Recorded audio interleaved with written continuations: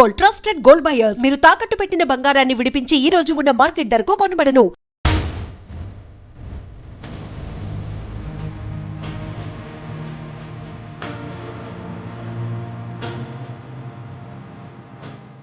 నమస్కారం, welcome to I dream. నేను మీ సంగీత.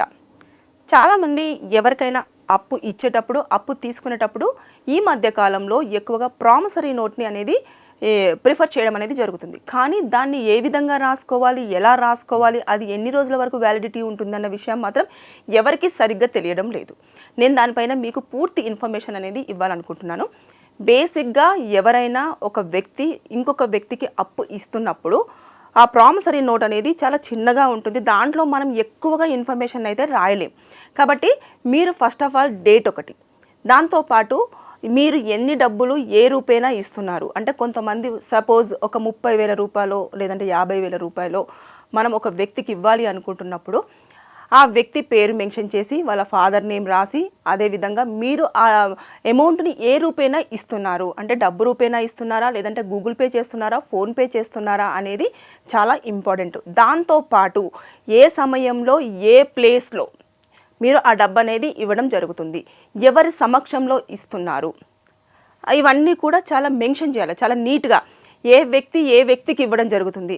పలానా నేనున్న సంగీత అని, సంగీత అనే పర్సన్ని నేను సమ్ ఎక్స్ పర్సన్కి నేను ఒక 50,000 రూపాయలని ఇస్తున్నప్పుడు నేను అలా రాస్తాను అన్నట్టు. డేటు, తర్వాత నెక్స్ట్ ఏ రోజు ఏంటిది అని చెప్పేసి రాసి, తర్వాత నెక్స్ట్ నేను సంగీత రాణి అనేబడే నేను పలానా ఒక ఎక్స్ అనే పర్సన్కి ఇంత అమౌంట్ని ఈ రూపేనా నేను ఫోన్పే చేయడం జరుగుతుంది, ఈ సమయంలో ఇవ్వడం జరిగింది. ఈ డబ్బులు నేను ఇస్తున్న ప్లేస్ వచ్చేసి ఐ డ్రీమ్ మీడియాలో నేను ఇవ్వడం జరుగుతుంది.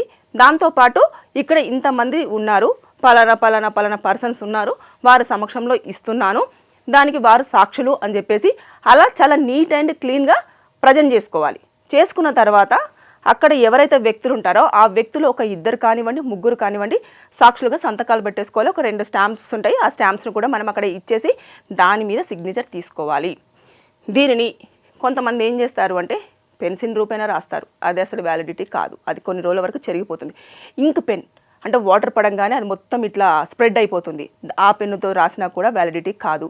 మీరు బాల్ పెన్ తోటే రాయాలి. రాసిన తర్వాత అది నీట్గా ఉందా లేదా అని చెక్ చేసుకోవాలి. కింద ఒక కాలం మాత్రం కంపల్సరిగా మెన్షన్ చేసుకోవాలి. ఏంటంటే ఎప్పుడైతే నేను డబ్బు ఇస్తున్న వ్యక్తిని కానివ్వండి, అదేవిధంగా డబ్బు తీసుకుంటున్న వ్యక్తి కానివ్వండి, ఇద్దరూ కూడా మెంటల్గా చాలా స్టెబిలిటీగానే ఉన్నారు, వారి ఇష్టపూర్వకంగానే ఈ డబ్బులు ఇతను ఇవ్వడం జరుగుతుంది, అదేవిధంగా అతను ఇన్ని రోజులలో తిరిగి ఇస్తాను అని చెప్పేసి తీసుకోవడం జరుగుతుంది అనేది కూడా అక్కడ నీట్గా మెన్షన్ చేసుకోవాలి. చాలా చిన్న కాలం ఉంటుంది కాబట్టి ఆ కాలంలో పట్టేంత సబ్జెక్ట్ని చాలా నీట్గా రాసేసుకొని అప్పుడు మీరు ప్రామిసరీ నోట్ అనేది తయారు చేసుకోవాలి.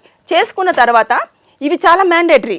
అంటే ప్లేస్ ఒకటి, టైం ఒకటి, అదేవిధంగా డేట్ ఒకటి, ఎవరి సాక్షులు ఉన్నారో వారు కంపల్సరిగా, మళ్ళీ తర్వాత ఇచ్చిన వారి పేరు, తీసుకున్న వారి పేరు, వాళ్ళ ఫాదర్ నేమ్, వీళ్ళ ఫాదర్ నేమ్, ఇవన్నీ తీసుకున్న తర్వాత కంపల్సరిగా అవి మాత్రం మెన్షన్ చేయాలి ఆ ప్రామిసరీ నోట్లో. చేసిన తర్వాత 2 స్టాంప్స్ అనేవి దాని మీద పెట్టి అప్పుడు సిగ్నేచర్స్ తీసేసుకొని సాక్షి సంతకాలు తీసేసుకోవడం అనేది ఇది ప్రామిసరీ నోట్ యొక్క పూర్తి ఫుల్ ఫ్లెడ్జ్డ్ వర్క్. చాలామంది ఏం చేస్తారు అంటే వెంటనే అది రాసేస్తారు, నేను ఇంత ఇచ్చేసాను అయిపోయింది అని చెప్పేసి రాసేసుకుంటారు. ఇంకా ప్రామిసరీ నోట్ ఉంది కదా అని చెప్పేసి ఇంకా సంవత్సరాల తరబడి వాళ్ళ దగ్గర పెట్టేసుకుంటారు. బేసిక్గా ప్రామిసరీ నోట్ అనేది కేవలం 3 ఇయర్స్ వరకు మాత్రమే వ్యాలిడిటీ.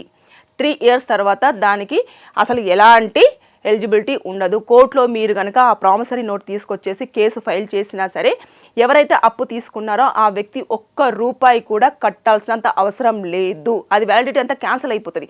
మీరు అందుకోసం అని చెప్పేసి మీరు ఒకవేళ కనుక ఆ వ్యక్తి మీకు డబ్బులు ఇవ్వకపోతే ఒక 3 ఇయర్స్ వరకు కూడా మళ్ళీ ప్రామిసరీ నోట్ని రీరైట్ చేసుకోండి, మళ్ళీ రాపించుకోండి. ఆ వ్యక్తిని పిలిచి సరే నువ్వు ఇప్పుడు ఇంక ఇవ్వలేదు కదా, మళ్ళీ ఒకసారి రా, మళ్ళీ మనం ప్రామిసరీ నోట్ రాసుకుందామంటే మళ్ళీ అది ఒక 3 ఇయర్స్ వరకు వ్యాలిడిటీ అనేది ఉంటుంది. అంతేగాని ఎప్పుడైతే ఇప్పుడు నేను ఒక 3 ఇయర్స్ బ్యాక్ రాసేసుకొని ఇప్పుడు నా 4th ఇయర్ రన్ అవుతున్నప్పుడు ఇంకా ఇది నా దగ్గర ఉంది కదా, నేను అతని మీద కేసు వేయొచ్చు, అతను ఖచ్చితంగా నేను శిక్షిస్తాను, నేను జైల్లో వేసేస్తాను అని చెప్పేసి మనం ఏదో భ్రమలో బ్రతికేస్తూ ఉంటాం. కానీ అక్కడ వ్యాలిడిటీ అనేది ఉండదు. ఓన్లీ 3 years వరకు మాత్రమే వ్యాలిడిటీ ఉంటుంది. కాబట్టి ఒకవేళ 3 years కావస్తుంది అన్న టైంలో ఖచ్చితంగా ఆ వ్యక్తిని మీరు డబ్బులు అడగండి. ఇవ్వని పక్షంలో మళ్ళీ ఒకసారి ప్రామిసరీ నోట్ రాసుకుందాం అని చెప్పేసి ముందు రాసుకున్న ప్రామిసరీ నోట్ని క్యాన్సల్ చేస్తూ సెకండ్ మళ్ళీ ఇంకొక ప్రామిసరీ నోట్ అనేది రాసుకోండి. అప్పుడే వ్యాలిడిటీ అనేది ఉంటుంది.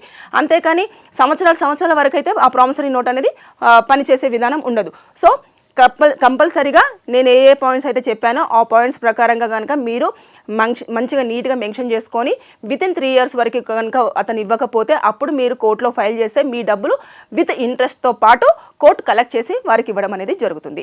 సో ఇలాంటివన్నీ కూడా మీరు ఎప్పటికప్పుడు తెలుసుకునే ప్రయత్నం చేయండి. లీగల్గా ఉన్న ఏవైతే పాయింట్స్ యాడ్ అవుతున్నాయో లేకపోతే మనం ఏ విధంగా అప్పు ఇచ్చినా సరే అప్పు కలెక్ట్ చేసుకోవాలన్నా కూడా ఏ విధంగా వెళ్తే న్యాయం జరుగుతుంది అనేది మీరు తెలుసుకునే ప్రయత్నం చేస్తే అన్ని రకాలుగా బాగా ఉంటుంది. అయితే ఈ వీడియో చూస్తున్న వారికి ఎవరికైనా లీగల్గా కానివ్వండి, లేదు అనుకుంటే ఏదైనా ఫ్యామిలీ పరంగా కానివ్వండి, లేదంటే ల్యాండ్ పరంగా కానివ్వండి, క్రిమినల్గా కానివ్వండి, ఏదైనా కేసులలో ఇబ్బందులు ఉండి ఎక్కడ మంచి సొల్యూషన్ తీసుకోవాలో తెలియకపోతే కింద కామెంట్ రూపంలో మీ ప్రాబ్లమ్ని తెలియజేయండి. దానిపైన నేను వీడియో చేసి మీకు పూర్తిగా సమాచారం అందించడానికి ప్రయత్నం చేస్తాను. Thank you. And for more videos, Please subscribe to iDream. Please subscribe to iDream. Please subscribe iDream. And please subscribe to iDream. For more videos, subscribe to iDream. please like, share and subscribe to the channel. Congratulations, iDream. subscribe to iDream. Subscribe to iDream. So subscribe to iDream Media. iDream की iDream team अंदर की huge congratulations. Please subscribe iDream Media. Please subscribe to iDream. Subscribe iDream. Please subscribe to iDream. iDream అంటే నా కళల channel subscribe చేసుకున్న నోరు తిరుగుతలేదు. మీరైతే గంట గుర్తు కొట్టండి. For more such videos, please subscribe to iDream. Subscribe to iDream. Please subscribe to iDream. Please subscribe iDream Media. Please do subscribe to iDream. Please subscribe to iDream Media. For best entertainment and information, please subscribe iDream. And don't forget to subscribe to iDream.